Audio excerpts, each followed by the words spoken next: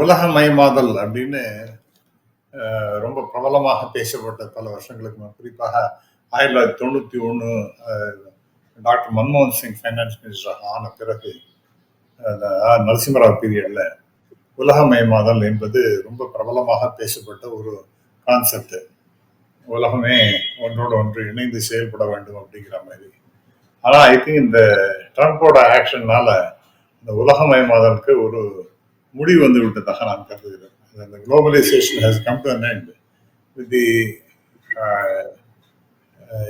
unitary action, unilateral action taken by Trump அப்படிங்கிற மாதிரி தான் நான் நினைக்கிறேன். ஸோ இது வந்து எல்லாருக்கும் அஃபெக்ட் ஆகுது.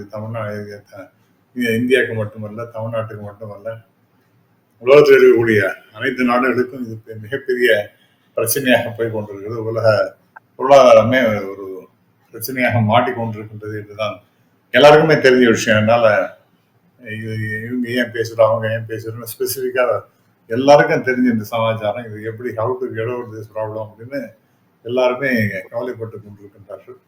இதுதான் சார் நட்ஷல் இப்போ இந்த பிரச்சனைக்கு ஒரு சிறிய அறிமுகம் என்றால் இவ்வளவுதான் சொல்ல முடியும்.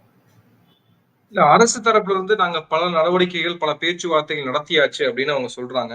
ஒரு டிப்ளமேட்டிக் மூவ் அப்படின்னு பாக்குறப்போ இதுல என்ன நெகோசியேஷன் இருந்திருக்கு? ஆனால் ட்ரம்ப் சொன்னபடியே வரி விதிப்பை அமல்படுத்திட்டாரு. இங்கேயும் தொழில்கள் மூடப்பட்டிருக்கு.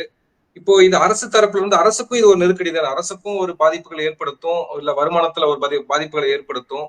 ஆனா அரசு என்ன நடவடிக்கை எடுக்க போகுதுன்ற ஒரு பெரிய கேள்வி இருக்கு இல்லையா? அதாவது நம்ம இந்த சமயத்துல அரசாங்கம் என்ன செய்கின்றது, அவங்க ஏன் செய்யலை அப்படிங்கிற மாதிரி டிபேட்டு எனக்கு ஏற்புடையதாக தெரியல. ஏன்னா இது எல்லாருக்குமே, எல்லா நாடுகளுக்கும் எஃபெக்ட். ஒரு சின்ன உதாரணம் சொல்றேன். அமெரிக்கா இந்த டாரிஃபை இன்க்ரீஸ் பண்ணிட்டு பல நாடுகளுக்கு ஒவ்வொருத்தருக்கும் ஒரு வரி விதிப்பு அப்படின்னு எடுத்துட்டோம்னா, இந்தியாவுக்கு ஒரு 50%, ரொம்ப நமக்கும் பிரேசிலுக்கும் தான் ரொம்ப அதிகபட்சமாக 50%, 25+25 போட்டுருவாங்க. பல்வேறு நாடுகளுக்கு பல்வேறு ரேட்ஸ் எல்லாம் போட்டுருவாங்க. அதுல லாவோஸ்னு ரொம்ப சிறிய கண்ட்ரி, அந்த லாவோஸுக்கு 40% போட்டு வச்சிருக்காங்க. அவங்க பயந்து போய் ஐயோ இவ்வளவு போட்டாங்கன்னா நம்மளால தாங்காதே, நம்ம நாட்டுக்கு மிகப்பெரிய பிரச்சனை ஆயிடுமே சொல்லிட்டு அவங்க பயந்து போய் என்ன பண்ணாங்க, அந்த அந்த நாட்டுக்கு அமெரிக்க பொருட்கள்லாம் இம்போர்ட் பண்ணினா ஒரு பர்சன்டேஜ் கூட டாக்ஸே கிடையாது, இம்போர்ட் டியூட்டியே கிடையாதுன்னு போட்டாங்க. அதனால என்னாச்சு, அவங்க டியூட்டியை குறைச்சது தான் நிச்சயமாச்சு ஒழிய அந்த 40% அவர் போட்டது தான்